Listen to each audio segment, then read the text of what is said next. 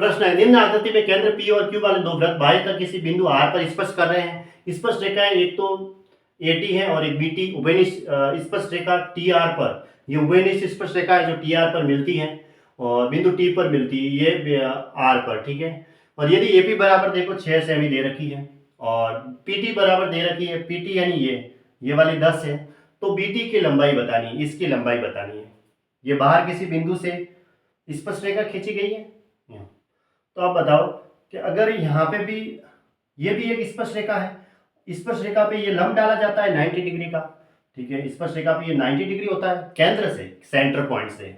अब 90 के सामने कर्ण होता है तो 6, 8, 10 का क्या होता है, समकोण त्रिभुज होता है। 10 सबसे बड़ी भुजा कर्ण हो गई, तो ये इसका मतलब ये 8 थी।